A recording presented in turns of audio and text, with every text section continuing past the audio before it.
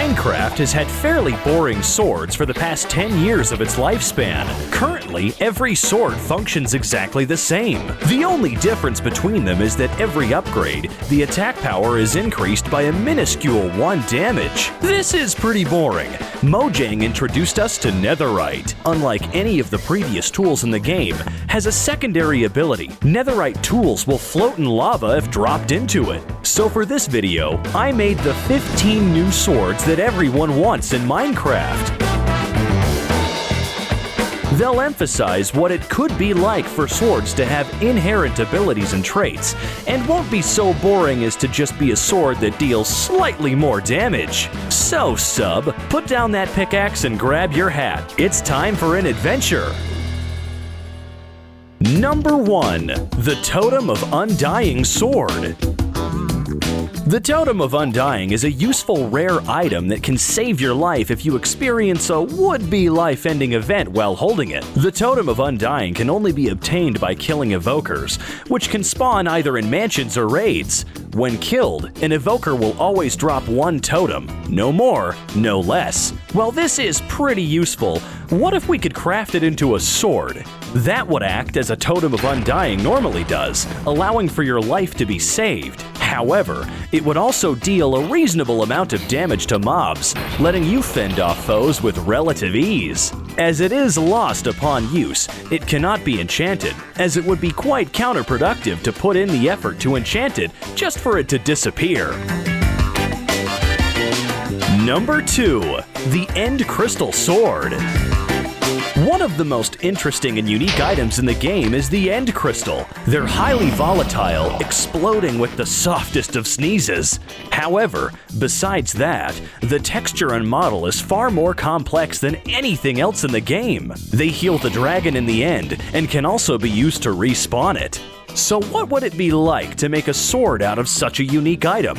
Well, it would give us a super unique sword, of course. The End Crystal Sword would have a base damage of just half a heart. Every time a specific target is hit by the sword, it will take an ever-increasing amount of damage. It may start small, at only half a heart, but in a couple of hits, it starts massive damage. This adds an interesting dynamic, as it takes multiple hits to kill even the weakest of foes. However, the Wither dies in just 9 hits as the damage increases.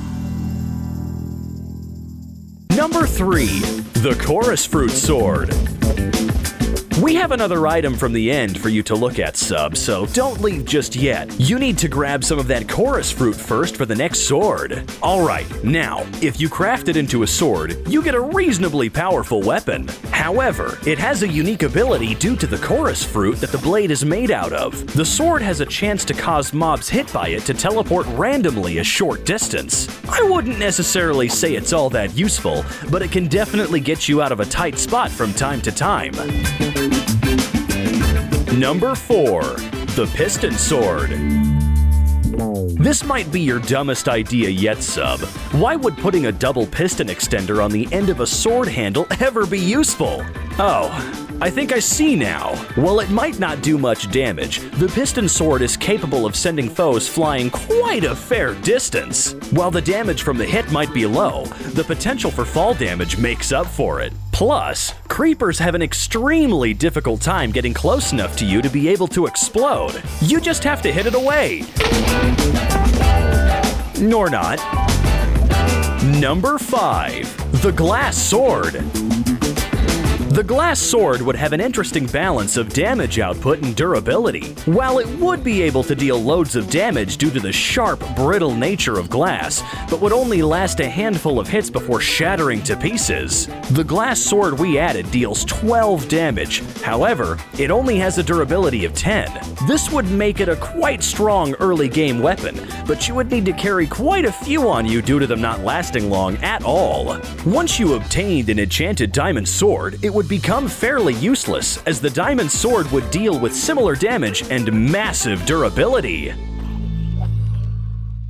Number 6. The Swordfish. While I'm might have added it simply due to the pun, the idea still has some merit to it. The swordfish would be crafted by attaching a raw cod and pufferfish to the end of a stick. The swordfish wouldn't deal too high base damage. However, because it has a pufferfish attached to the tip of the sword, it would have the ability to poison the targeted mob. This would make it do a decent amount of damage, just not all that quickly. However, not all mobs can be damaged by poison, which is also a drawback. Not the most powerful sword for sure, but it demonstrates what unique abilities could look like while also being fairly inexpensive to obtain. Number 7. The Honey Sword. The Honey Sword would be great at getting you into sticky situations.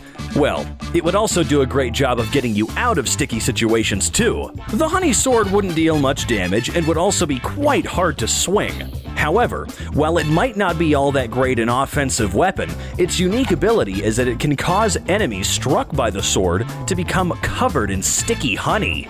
While covered in honey, the mobs will barely be able to move, which can allow for an easy escape or a great opportunity to strike. I see you have chosen the run option. As expected, sub. Number 8. The God Sword. Sometimes a sword doesn't need any special abilities to be useful. The God Sword is a good example of that. It would be very expensive, requiring 2 nether stars to craft and a diamond sword, which makes it an endgame item. However, the reward would be a sword that is unbreakable and can deal massive damage. It wouldn't be enchantable, as how could you improve on an already perfect weapon? The God Sword might not be the most interesting weapon I added, but it is definitely the most powerful one. Number 9. The Glowstone Sword. The Glowstone Sword would be, as expected, a sword made out of the glowing nether mineral, glowstone. Glowstone gives off light as a natural property of the item. It can be added to arrows to create spectral arrows. These arrows can cause mobs struck by them to glow for a short period of time. So this is exactly what the Glowstone Sword would do as well. When using the sword, mobs that you hit will glow for a little bit. Not quite sure if that's useful for anything, but hey, at least it has the ability. Number 10. The Fireworks Sword. Now sub, I know you proved me wrong with the piston sword idea, and it turned out to be quite useful, but are you sure that attaching some fireworks to the end of a sword is really that good of an idea? Well, I guess let's see how it goes. The Fireworks Sword appears to cause firework explosions to occur on mobs that are hit by it. This increases the damage of the sword to be quite powerful. However, sub, you seem to be taking a fair bit of damage from the explosions too. Oh, sub. Number 11. The Cursed Sword. Soul Sand is a very dark block in Minecraft. No, I'm not referring to the texture, though it is fairly dark. I'm actually talking about the apparent lore behind it. If you look closely at the texture, there are what appear to be faces etched into the surface of the block. Perhaps it's called Soul Sand due to the souls that are trapped inside. So, what if we took this cursed block and made a sword from it? We would get an extremely powerful sword, dealing 13 damage. However, while very strong, it would be quite unsafe to wield, as it would have a 25% chance to backfire. If it backfires, the damage would be dealt to the player reckless enough to be using this weapon. Number 12. The Magic Sword. The Magic Sword would be quite hard to obtain, but very powerful.